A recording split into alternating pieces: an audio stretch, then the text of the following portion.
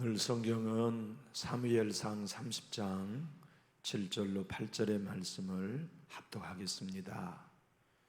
구약 성경 459면 459페이지 사무엘상 30장 7절로 8절입니다.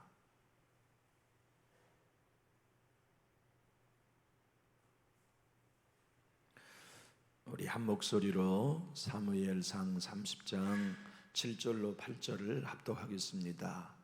다윗이 아히멜렉의 아들 제사장 아비아달에게 이르되 원하건대 에봇을 내게로 가져오라. 아비아달이 에봇을 다윗으로 가져가매 다윗이 여호와께 묻자와 이르되 내가 이 군대를 추격하면 따라잡겠나이까 하니 여호와께서 그에게 대답하시되 그를 쫓아가라. 내가 반드시 따라잡고 도로 찾으리라. 아멘. 우리의 선조들은 참 지혜로우셨던 것 같아요. 속담을 만들어도 어쩌면 그렇게 적절하게 만드셨는지, 부모님이 돌아가시면 땅에 묻고 자식이 먼저 떠나면 가슴이 묻는다 하는 우리 조상들의 말씀은 참 옳은 것 같아요. 이의령 교수께서 사랑하는 딸이 먼저 암으로 천국 갔잖아요. 그래서 너무너무 딸이 보고 싶어가지고 신발을 신다가도 죽은 딸이 생각나 울고, 밥을 먹다가도 죽은 딸이 생각나서 울고, 길거리를 지나가다가도 딸이 생각나서 울면서 이렇게 글을 썼어요. 난 내가 생각난다. 한없이 생각난다. 쓰나미가 바다를 훔쳐가듯이 내 안에 너를 보고 싶은 눈물이 나를 쓸어간다. 이의령 교수님께서 딸이 이제 죽어갈 때 국민일보 이태영 기자가 찾아가서 인터뷰를 했어요. 박사님, 그리스도인 되셨다는데 딸 이민아 목사님이 지금 질병으로 큰 고통을 당하고 소생할 기력이 없다고 하는 얘기를 아버지가 들으셨는데 요새 소감이 좀 어떠십니까? 그랬더니 이의령 교수께서 이태영 기자에게 이렇게 얘기했어요. 우리 딸은 늘 하나님의 음성을 듣는다고 해요. 하나님의 음성을 듣기가 어디 쉽습니까? 그런데 우리 딸은 날마다 듣는다고 하니 참 광신주의자죠. 그런데 사실은 나도 딸처럼 하나님 음성 듣고 싶어요. 저는 아직 지성에서 영성으로 완전히 들어가지는 못했거든요. 그저 지성과 영성의 문지방에서 서성거리고 있어요. 하나님이 한 번이라도 어령아, 어령아라고 말해주신다면 난 모든 걸 포기할 수 있어요. 지난 시절 나의 지성적 작업을 모조리 던져버릴 수 있다고요. 그런데 아직은 안 들려요. 그러나 언젠가 나에게도 들리겠죠. 이태영 국민일보 기자는 그 다음에 이제 마지막 죽음을 앞두고 있으면서도 그렇게 담대한 이민아 목사에게 찾아가 인터뷰를 했어요. 그러면서 이 투병 중에 있는 이민아 목사님에게 목사님, 사랑이란 뭔가요? 하고 물어봤어요. 그러니까 뼈밖에 남지 않는 말기암 환자인 이민아 목사께서 이렇게 대답했어요. 사랑은 하나님께로만 옵니다. 그분을 알고 사랑할 때만 우리는 사랑하는 사람이 될 수 있어요. 늘 저는 외로웠어요. 사랑의 상처가 많았어요. 내가 누구인지 모르는 정체성의 위기 속에 자살 충동도 많이 느꼈죠. 그러다 나는 다행스럽게 하나님을 만났어요. 나를 향한 하나님의 특별한 사랑을 알면서 상처들이 사라졌죠. 사실 하나님을 만나지 못한 사람들 모두가 땅끝의 아이들입니다. 이 아이들에게 필요한 것은 오직 하나님의 사랑뿐이죠. 이태영 기자는 얄밉게도 이민아 목사님에게 또 한 번 이렇게 질문했어요. 그런데 목사님, 목사님은 어쩌면 그렇게 믿음이 담대하시나요? 죽음 앞에서도 그토록 의연할 수 있는 건 무엇 때문입니까? 그래서 이민아 목사님이 이렇게 대답했어요. 예수님처럼 불속과 물속을 지나가는 죽음의 체험이 필요하죠. 그 돌아섬, 절절한 터닝의 체험이 없이는 도저히 하나님을 만났어도 그분의 음성을 들을 수도 없지요. 죽음 없이, 십자가의 돌아섬 없이 예수님을 믿고 따른다는 것은 착각이에요. 그렇게 대답했어요. 오늘 우리는 인생의 가장 큰 위급한 때에 하나님의 음성을 들은 다윗의 말씀을 읽었어요. 인생은 누구나 순간순간 하나님의 음성이 필요하지만 위기의 때일수록 하나님의 음성은 절대적으로 필요해요. 다윗도 인생의 위기를 만났고 사울도 인생의 위기를 동일한 시간, 동일한 시점에서 만났어요. 그런데 사울은 위급할 때 기도해도 우림으로도 꿈으로도 선지자로도 하나님이 대답하지 않는 인생의 결과를 얻었지만 다윗은 곧바로 하나님이 대답해 주시는 영성의 삶을 살았어요. 신앙이란 뭘까요? 우리가 예수님을 믿고 산다는 게 뭘까요? 평상시에도 꿈으로 주의 음성을 듣고 우림과 tum밈으로도 주의 음성을 듣고 설교로도 찬송으로도 꿈으로도 하나님의 음성을 듣는 삶, 그 사람들이 예수 믿는 우리들의 삶이 아니겠습니까? 사울도 하나님의 음성이 필요할 때가 있었지만 안 들리니까 우당에게 찾아갔어요. 그리고 우리들도 지금 이 순간 하나님의 음성이 여러분에게도 필요할 거예요. 저도 많이 필요합니다. 그래서 오늘 다윗의 이야기를 통해, 사울의 이야기를 통해 하나님이 우리에게 일러주신 말씀이 이것이에요. 너 하나님의 음성, 내 음성 듣고 있냐? 너 지금 신앙생활을 하면서 내가 지시한 음성 듣고 있는 영성을 가지고 있니? 라고 우리 주님이 물으세요. 사울의 길을 걸지 마라. 다윗의 길을 걸어야 한다. 사랑하는 내 아들아, 언제나 내 음성을 들으렴. 언제나 나의 음성을 듣고 순종하는 복된 다윗의 길을 살아가렴 하고 저와 여러분에게 격려하고 계세요. 지난주에 이어서 오늘 또 말씀을 전해보면 다윗은 블레셋에 망명 갔어요. 그리고 블레셋의 장소가 됐어요. 그 나라의 왕 아기스는 이스라엘을 공격하기로 결정하고 다윗을 맨 선봉의 장소로 세우기를 원했어요. 그런데 블레셋 장소들이 거부해서 마침내 다윗은 전장에 나가지 못하고 아기스 왕과 블레셋 군대는 아벡이라는 곳에 공격에 진을 치고 사울과 접전을 벌일 태세를 갖췄어요. 다윗은 하나님의 은혜로 전장에 출전하는 것을 모면했지만 자기들이 살고 있는 시글락 성읍을 3일 동안 말을 타고 돌아갔어요. 언덕을 넘어 자기들이 사는 시글락 성읍을 착 바라보자마자 충격에 휩싸였어요. 600명의 모든 군사들이 가슴이 터져버릴 것 같은 충격에 말을 휘어쳐서 시글락 자기들이 살고 있는 성에 가보니 성은 불타고 연기만 모락모락 피어오르고 있었어요. 게다가 600명의 군사들의 아내와 자식들이 다 누군가에 의하여서 포로로 끌려가고 빈 성은 잿더미로만 남아있었던 거예요.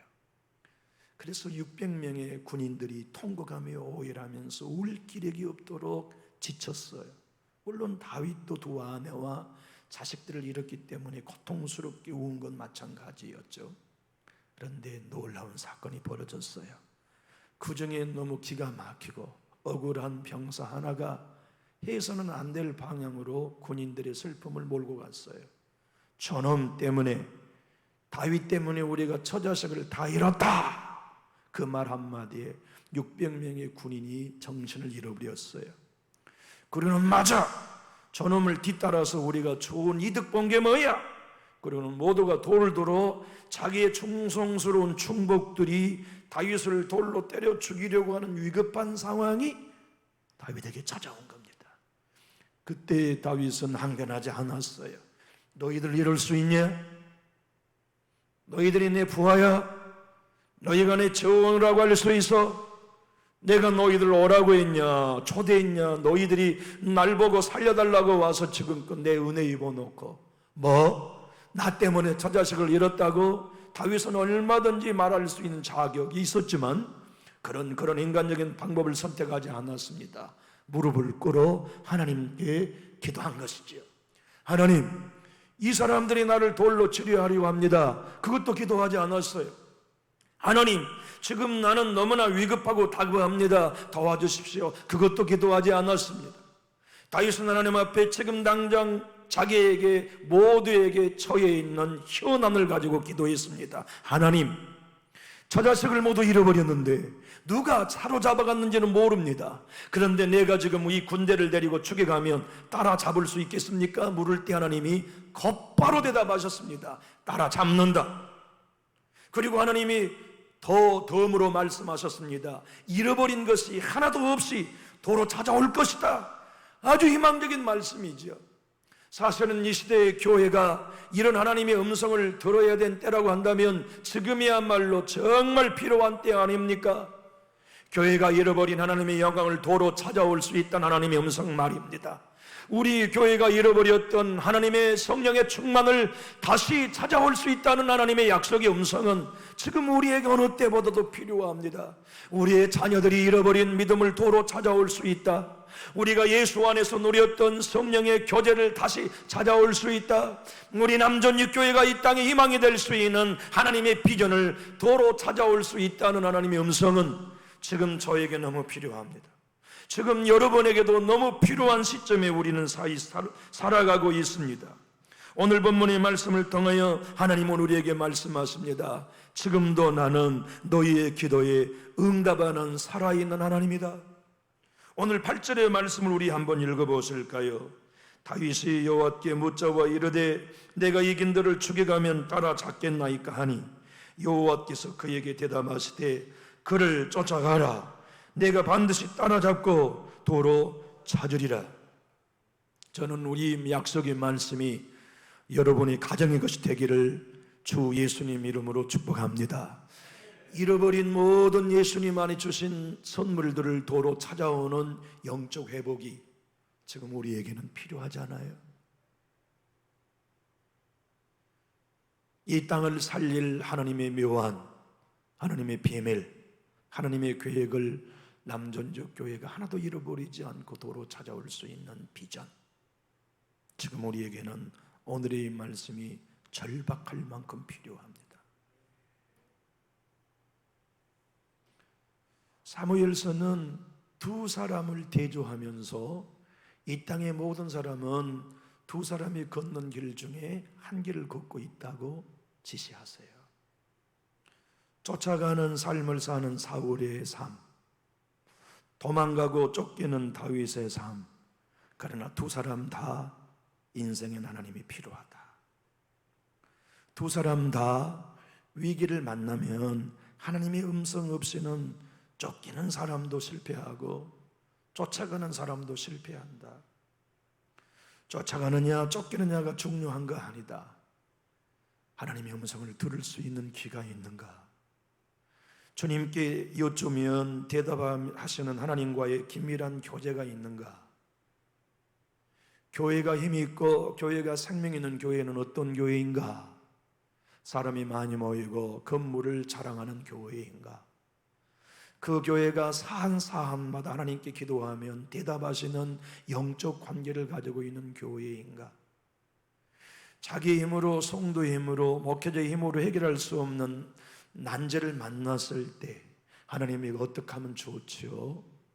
주님은 이 일을 어떻게 처리하기를 원하십니까? 라고 목사가 기도하고 성도님들이 기도하실 때 언제나 대답하시는 음성을 듣는 교회가 이 시대에 필요합니다. 하나님은 코로나를 통하여 그런 교회를 이 땅에 세우실 것입니다. 하나님은 코로나를 통하여 그런 목사와 사모를 세우실 것입니다. 그런 아버지, 그런 어머니, 지난 과거의 깊은 심각한 산 기도원 정상에 밤을 맞도록 소나무를 잡으면서 주먹에 피가 나도록 무릎이 까지도록 주여 대답해 주세요, 음성을 들려주시오 하고 주님과 야성의 영성을 가지고 대면하며 그분의 응답을 받아내고야만 말았던 영성을 코로나를 통하여 어떤 교회인가는 하나님 회복시키고 계시다고 나는 믿어요. 어떤 강단의 목회자에게는 그 영성을 다시 회복하도록 주님이 몰아세우고 계시고, 교회의 어떤 교회와 어떤 성도들에게만은 그 영성과 그 은혜를 주님이 지금 주기를 원하셔서 코로나라고 하는 블레셋, 코로나라고 하는 이 어마어마한 우리의 삶의 내 힘으로 해결할 수 없는 전쟁 대한 가운데 세워두시고 다윗처럼 하나님께 여쭙게 하시며 기도하게 하고 계시다고 저는 믿고 있습니다. 사랑하는 교회 여러분, 저도 여러분도 부인할 수 없는 건 지금 사울의 길을 걷고 있는가? 성령을 경험했고 은사도 체험했으며 영적인 구원도 맛봤고 수많은 삼청천도 구경하는 영적인 현상도 경험했지만 지금은 내 영성이 메말라 기도에도 하나님이 대답하지 않으시는 사막화된 신앙을 걷고 있는가? 지금도 여전히 하나님 앞에 기도하면 언제든지 음성을 듣는 다윗의 길을 여전히 걷고 있는가? 주님이 우리에게 지금 묻고 계십니다. 여러분들께 한번 여쭤보고 싶습니다. 여러분의 인생의 앞으로의 삶이 사울처럼 부르짖어도 대답하지 않는 신앙의 길을 원하십니까? 아니면 언제든지 외치기만 하면 대답해 주시는 다윗의 영성의 길을 걷기를 원하십니까? 대답은 너무나 자명하지만 그와 같은 장래의 우리의 약속은 오늘 지금 내가 다윗처럼 기도하고 있는가가 그 앞으로의 삶의 결론을 결정해 줄 것입니다. 참 세상에는 중병에 걸려서 하나님을 체험하고 인생의 새로운 사명을 발견하는 사람의 이야기는 너무 많아요. 학력고사를 앞둔 고 3학년 학생이 기침을 냈는데 피가 터졌어요. 갈수록 병이 중해져요. 수능이 얼마나 남지 않았기 때문에 열심히 공부해야 하는 이 친구의 마음속에 두려움이 밀려왔어요. 어머니에게도 감추던 이 소녀는 자기의 병세가 너무 심하다는 걸 직감하고 엄마와 아버지에게 말씀드렸어요. 학력고사가 얼마 남지 않았어요. 병원에 가보았더니 폐병 환자로 판명이 났어요. 학교도 못 가게 됐죠. 시험도 못 보게 됐죠. 청춘의 꿈이 무너졌어요. 그는 그렇게 자기의 꿈이 일단락되었지만 그 폐병으로 하나님을 만났어요. 폐병으로 하나님을 만나 그 인생이 하나님의 종의 길을 걷는 축복을 누렸어요. 그분이 지금 한국 크리스천 커뮤니케이션 연구소 소장을 맡고 계시는 나관호 목사님이세요.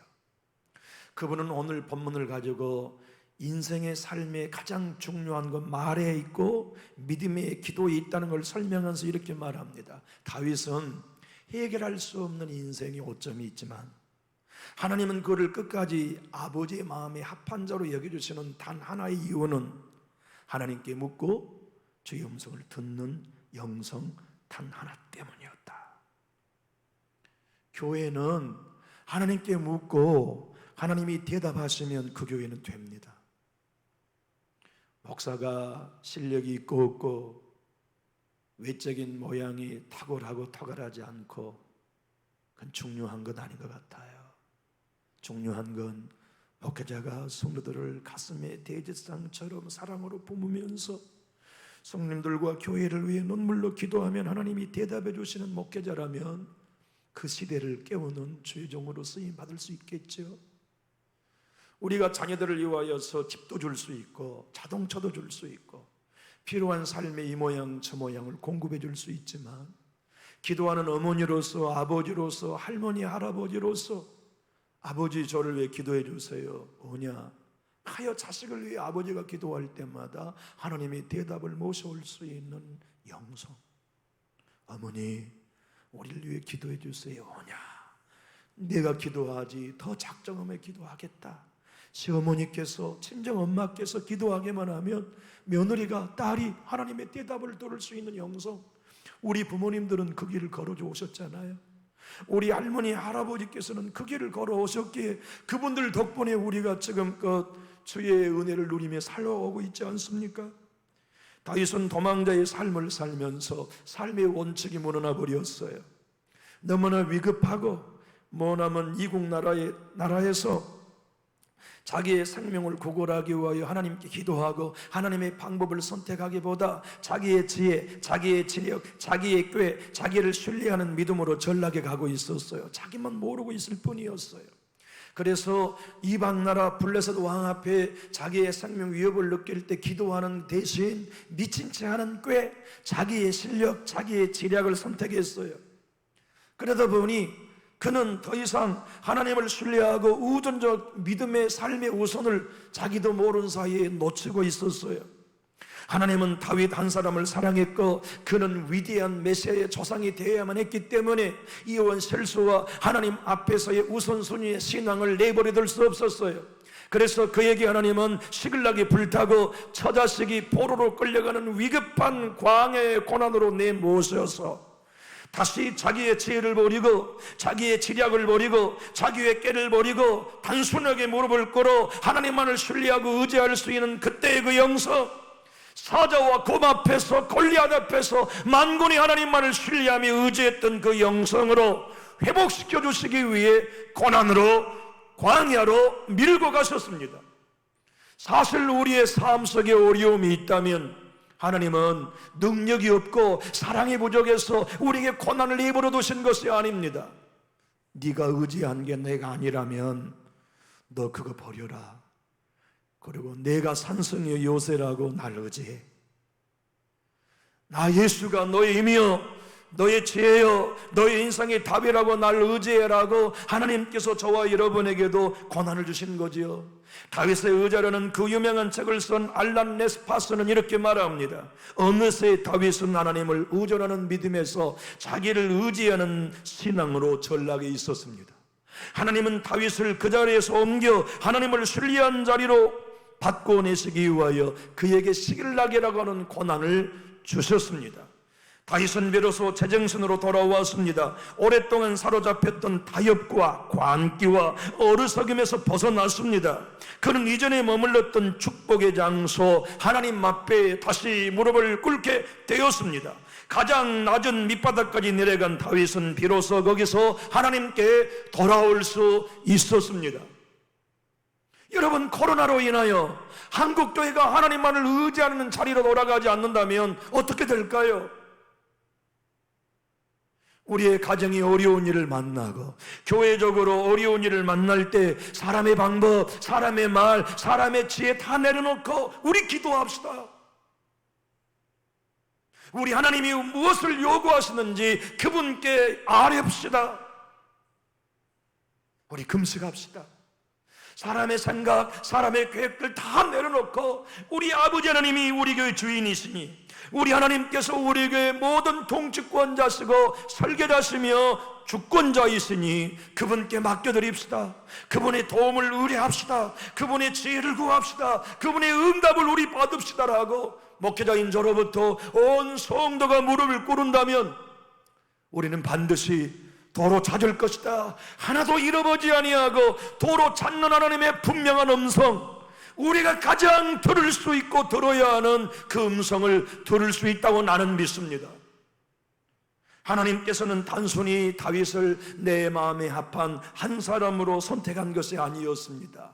그는 메시아의 조상으로 선택받았습니다.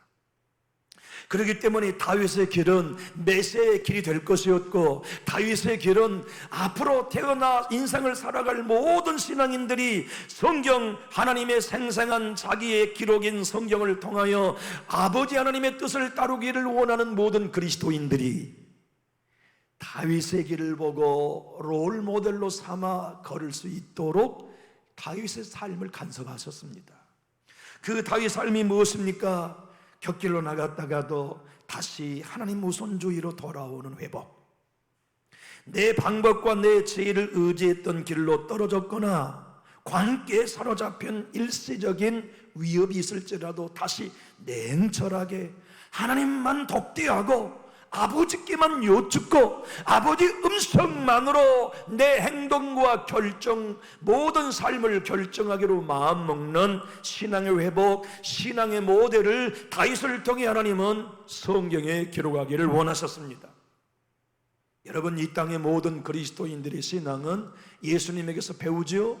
그 예수님의 모든 신앙은 다윗을 통하여 미리 성경에 예언해 두셨던 것입니다. 제가 여러분 연세대학 세계적인 내과 전문의 손희영 박사 이야기를 곧잘 인용하곤 합니다. 그분은 어릴 적 시골 교회에서 성장하면서 할머니 손을 잡고 엄마의 손을 잡고 열심히 신앙하고 하나님을 만났어요. 중고등학교 시절에 내가 목사가 되어 하나님의 영광을 드러내겠다고 소원했어요. 그런데 공부를 너무 잘했어요. 그래서 연세대학 의과대학에 수석으로 들어갔어요. 연세대학 의과대학을 수석으로 졸업했어요. 그리고 미국에 가서 미국의 의사가 되고 세계적인 최고의 내과 전문의로 영광을 받고 있을 때 40이 넘어가면서 하나님 성전에 어릴 적 소원했던 기도가 가슴 깊이 밀고 들어왔어요. 그래서 그 명망 있는 세계 전문의 의사의 직을 내려놓고 미국에서 개척교회를 시작해 지금도 목회하고 계세요. 그분은 이렇게 말합니다. 하나님은 다윗이나 우리나 광야로 몰고 가십니다. 광야로 몰고 가시는 이유는 하나님이 아닌 것을 의지한 걸 내려놓고 하나님만 의지하도록 광야의 길로 인도하십니다. 우리 교회가 고난을 만났다면 그건 하나님만 의지하라고 하시는 주님의 사인 아닐까요? 여러분과 저의 가정과 인생에 지금 고난을 만나고 있다면 하나님, 고난을 건져주세요. 우리 기도해야 합니다. 그러나 그것보다 먼저 우리가 해야 할 일은 내가 하나님보다 더 의지한 건 무엇입니까? 알려주십시오. 제가 내려놓을게요. 그리고 하나님만 의지하겠어요. 돈입니까? 사람입니까? 자식입니까? 건강입니까? 아내입니까? 남편입니까? 사람들의 눈입니까? 나 그것 의지하지 않고 내려놓을게요. 사람의 시선 더 이상 생각하지 않고 하나님만 의지할게요. 그 고백을 갖는 다윗과 우리의 기도에 하나님은 역사하세요.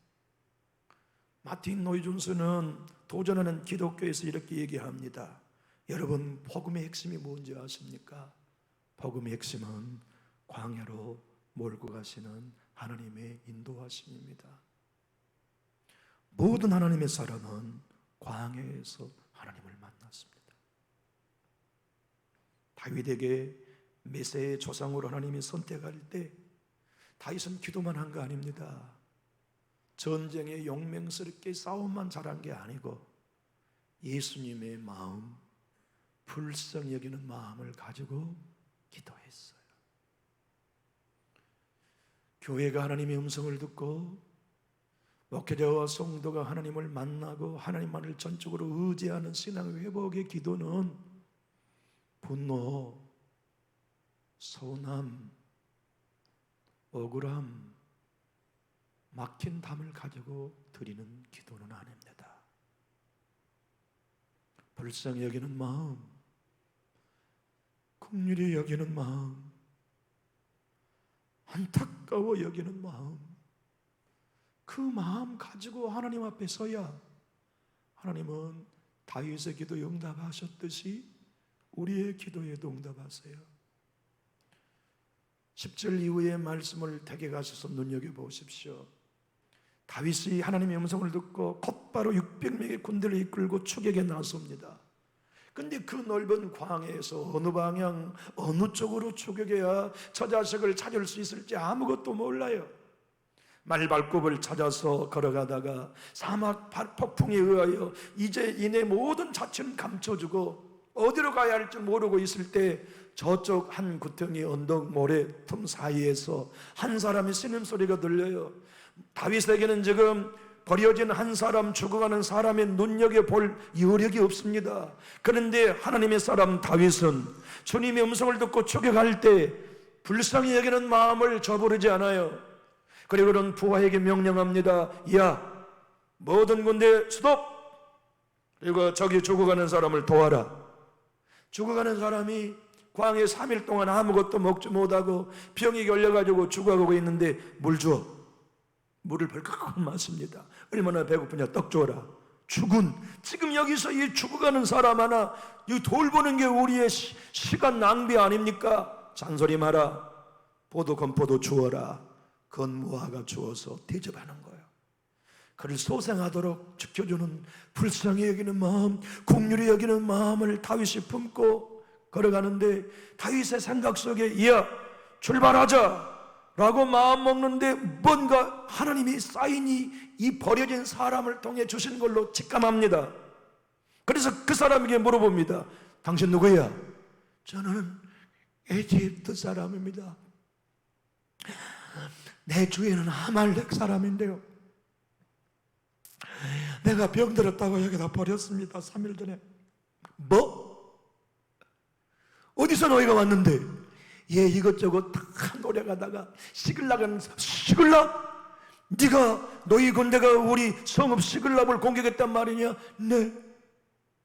그러면 네가 너희의 주인과 우리 처자식이 있는 곳을 다 아느냐? 알다 뿐입니까? 그러면 앞으로 서서 인도해라. 그러니까 이 버려진 사람이 이렇게 조건을 답니다. 내가 하긴 하겠지만 조건이 있습니다. 절대로 나를 옛 주인에게 보내지 마십시오. 그리고 나를 버리지 않는다는 약속을 해주면 내가 당신들을 내 주인 앞에 데리고 가겠습니다. 그래서 그 사람 한 사람에 의하여 술을 마시고 밤새도록 취해 있는 아말렉 군대들을 다윗의 600명이 그 다음날 이틀 동안 걸쳐서 모두 다 죽이고, 도망간 사람은 낙타를 타고 몇 명뿐일 만큼 대성을 거두어요.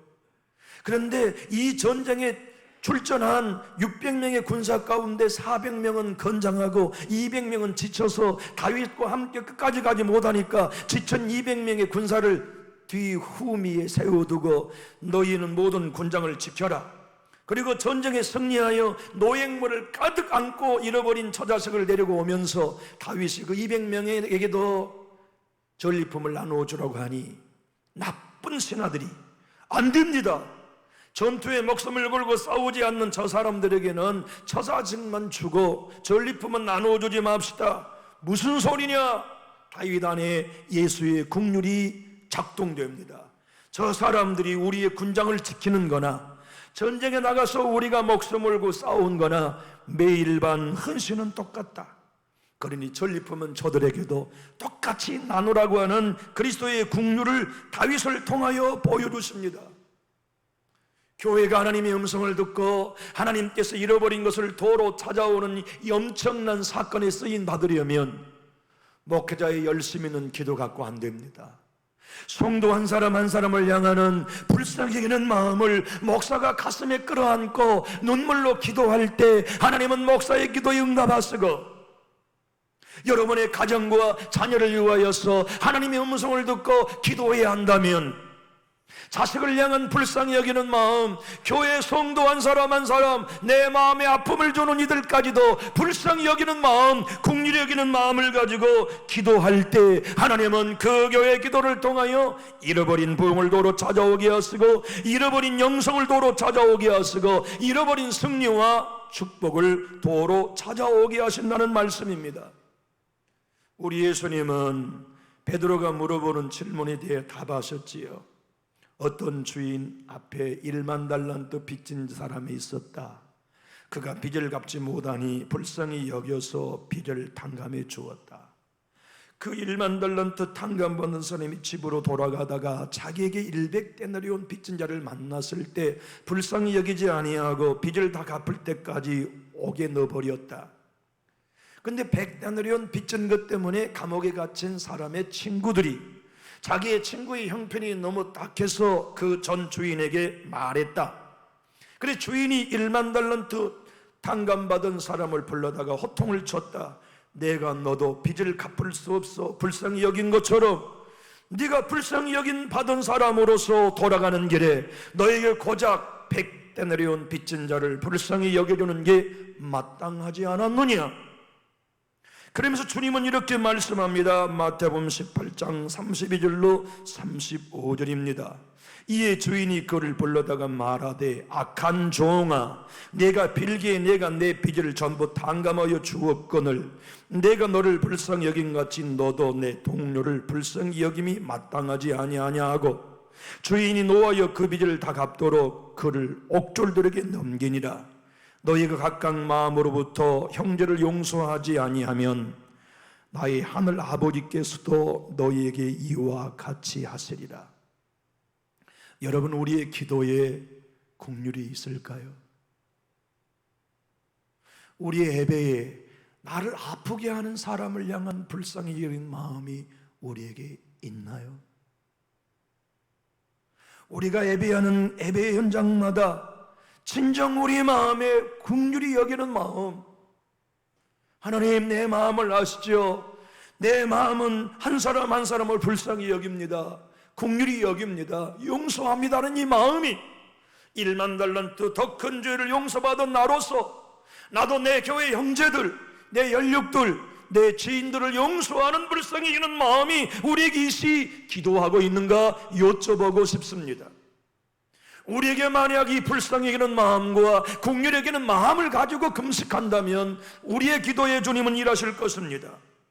하나님은 이사야 선지자를 통하여 금식장인 이사야 58장 6절로 12절의 말씀에 이렇게 표현하셨습니다. 제가 6절과 7절을 말씀하면 내가 기뻐하는 금식은 흉악의 결박을 풀어주며 멍에의 줄을 끌어주며 압제당한 자를 자유케 하며 모든 멍에를 꺾는 것이 아니겠느냐. 그러면서 주님은 이렇게 말씀합니다. 또 줄인 자에게 내 양식을 나누어주며 유리하는 빈민을 집에 들이며 헐벗은 자를 보면 입히며 또 내 권력을 피하여 스스로 숨지 아니하는 자비.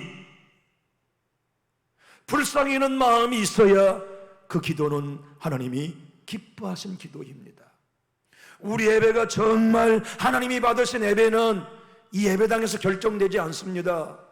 예배당 바깥에 내가 만나는 사람들에 대하여 불쌍히 여기는 실천이 우리에게 있는가?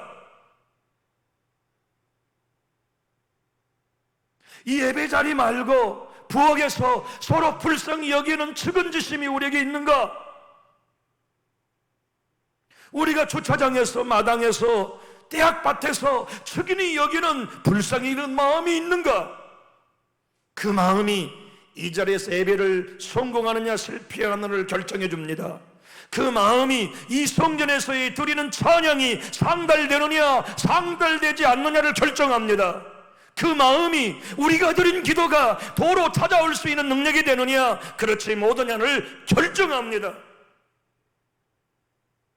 코로나의 환경과 이 어려운 여건 속에서 지금 하나님이 우리에게 요구하신 것은 기도가 아니라 불쌍히 여기는 마음으로 기도하느냐에 달려있다고 말씀하십니다. 용서하는 마음으로 기도하는가? 동정하는 마음으로 기도하는가? 예수님의 친동생이여 초대교회의 사도 중에 사도였던 야고보 사도는 이렇게 우리에게 격려하고 경고하십니다. 너희는 자유의 율법대로 심판받을 자처럼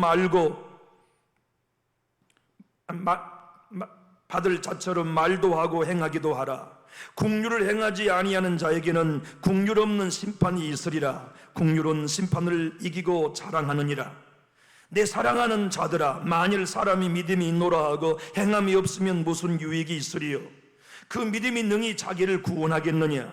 만일 형제나 자매가 헐벗고 일용할 양식이 없는데 너희 중에 누구든지 그에게 이르되 평안히 가라, 덥게 하라, 배부르게 하라 하며 그 몸에 쓸 것을 주지 아니하면 무슨 유익이 있으리요? 이와 같이 행함이 없는 믿음은 그 자체가 죽은 것이니라. 그 유명했던 우리나라 최고의 장로교회 중현교회 원로 목사님 신성종 목사님은 오늘 다윗의 본문의 사랑을 이렇게 설명합니다. 왜 이 사건이 이토록 중요합니까? 그것은 다윗의 관용 때문입니다. 하나님은 그를 통하여서 하나님의 역사하시는 점을 보여주고 계시기 때문입니다. 아말렉을 공격하며 다윗은 약탈당한 모든 것을 되찾지만 그 일을 시작하는 모든 과정에는 불쌍히 여기는 다윗의 관용에 있었습니다. 제가 자주 인용하는 성령의 종, 죽은 사람을 생전에 40명까지 살려냈던 스미스 윌스워스 목사님은 일생을 성령의 사역자로 살았어요. 그런데 그는 성령의 사역의 원리를 알았어요. 성령의 능력이 병든 자를 치료한 게 아니라는 걸 알았어요. 그 병든 자를 불쌍히 여기는 마음을 가질 때 성령님은 그 불쌍히 여기는 마음으로 살리기도 하고 치료하기도 하신다는 걸 알았다고요. 그래서 그는 성령의 은사라는 그의 책에서 오늘 우리에게 이렇게 도전합니다. 우리는 남을 긍휼히 여기는 마음 없이 그 어떤 하나님의 것들을 행하리라고 생각해서는 안 됩니다. 만일 기도로 사람들이 암을 치유하기를 원한다면 우리는 먼저 성령의 능력 안에서 깊이 잠겨야 합니다. 그리고 또한 암에 걸린 사람을 불쌍히 여기는 마음이 가득해야 합니다. 그래야 기적이 일어납니다. 우리 교회가 진짜 잃어버린 이 시대의 교회, 기독교의 영광 안타깝지 않습니까?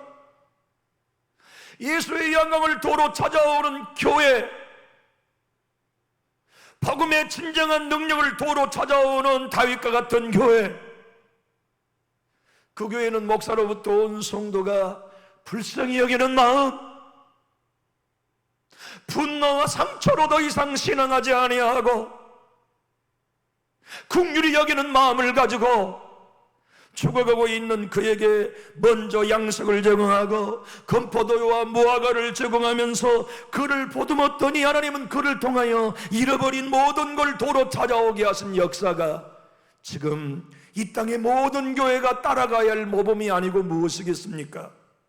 사랑하는 나의 교회 여러분, 우리 교회가 정말 이 시대에 하나님이 이 땅의 모든 교회들에게 주기를 원하시는 참다운 부흥, 하나됨, 영광을 도로 찾아오는 다윗 같은 사역이 되기를 원하신다면 여러분 힘있게 아멘 하실까요?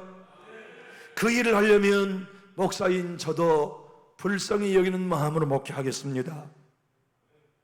어떤 성님도 제 마음에 미워하지 아니하고 긍휼히 여기면서 사역하겠습니다.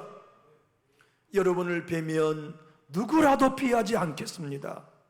성도 여러분들이 어떤 환경에 있든지 저에 대한 어떤 평가를 하시든지 저는 불쌍히 여기는 마음으로 여러분을 상대하겠습니다.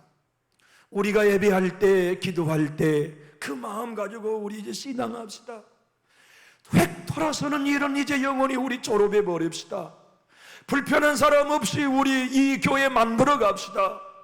서로 끌어안고 사랑하면서 우리가 교회 내에 있는 형제자매 용서하는 일이 전문가가 되지 않는다면 이 교회가 어떻게 돌아올 영혼들을 품겠고, 우리가 여기 있는 형제와 자매와 하나 되지 못한다면 불편한 이웃들을, 죄에 물들어 있는 이웃들을 예수 사랑으로 변화시킬 수 있겠습니까? 우리는 다윗처럼 하나님의 음성을 들을 수 있는 영성이 필요합니다. 우리는 지금 다윗처럼 하나님의 놀라운 약속의 말씀이 필요합니다. 그 복을 누리는 길은 불쌍히 여기며 용서하는 마음으로 예배하는가, 불쌍히 여기며 용서하는 마음으로 기도하는가, 그대의 봉사가, 그대의 섬김이 불편한 사람이 없이 주님의 교회를 드나드는가, 이것이 오늘 하나님께서 모든 교회에게 뿐만 아니라 참다운 부흥을 요문하고 진짜 하나님의 역사의 도구가 되기를 원하는 이 시대의 교회, 남전육교회에 주님이 들려주시는 간곡한 음성입니다. 저는 이 음성 앞에 아멘하며 내 마음속에 주의 심령을 가지고 불쌍히 여기며 은혜의 보좌 앞에 나갈 작정이 되었는데, 교회 여러분, 여러분도 그 길을 따라 걸어가기로 작정되셨다면 우리 힘있게 아멘 하실까요? 기도하겠습니다.